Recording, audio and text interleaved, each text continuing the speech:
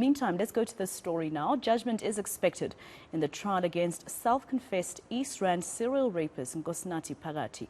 The 32-year-old is linked to at least 93 rapes over 9 years, with the youngest victim being only 9 years old.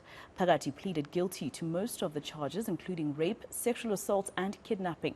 eNCA's Moloko Moloto is watching this case for us, and he joins us now live for the latest. Moloko, I see that the court case hasn't really started in terms of judgment happening today, but bring us up to speed about this particular case. He was reigning over the city of Ekurhuleni for about 10 years, almost a decade. That's very true, Masero. This man really went on a rampage, really terrorizing women and children in this area of Ekurhuleni for nearly 10 years. And of course, he was ultimately nabbed. And we know that he actually pleaded guilty to 148 charges, 90 of those being rape and 43 kidnappings, 2 common assault. And he also pleaded guilty to forcing 2 boys, Masero, to rape 2 girls. And he also made children at some point to witness as he was raping some of his victims. But as I said, he pleaded guilty to these charges last week. But let me bring into this conversation Lumka Mahanjana. She is the regional spokesperson for the National Prosecuting Authority. Ma'am, thank you so much for your time. We know last week this man pleaded guilty. Take us through what's expected to happen today in court. So last week he pleaded guilty to 248 charges, and his guilty plea was read in court. So today we are expecting the judge to hand down the judgment. Right. I know that she is saying that she will not really want to talk at length. That's all she is prepared to say. But Masero, obviously, the fact that this man managed over nearly 10 years to evade justice, that on its own is an indictment not only on the criminal justice system, but the community, because he certainly lived among people. But ultimately, he got caught.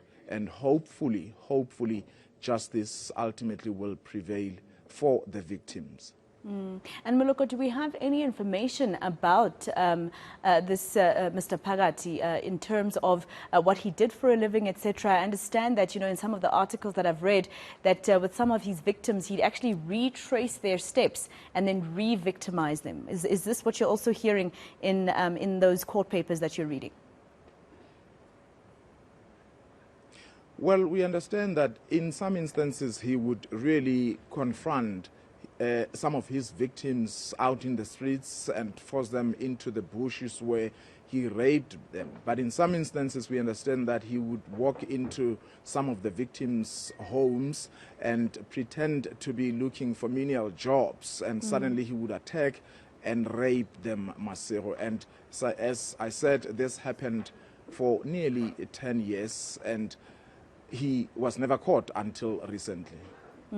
Lastly, Moloko, in terms of his injury, I understand that at some point he was threatening to sue the police because when he was getting arrested, he did get shot and his leg had to be amputated. Does the NPA's regional spokesperson there have any information with regards to that part of the case for you? Well, yes, he does use the crutches. One of his legs was amputated, and as you say, when he got arrested, he got shot, and all along he has been at a prison hospital. Well, I may not have the details up to so far as to whether he is suing the state and how far that case, if there is such a case, is. Of course, it's a matter that we may have to follow up with the authorities, Marcel.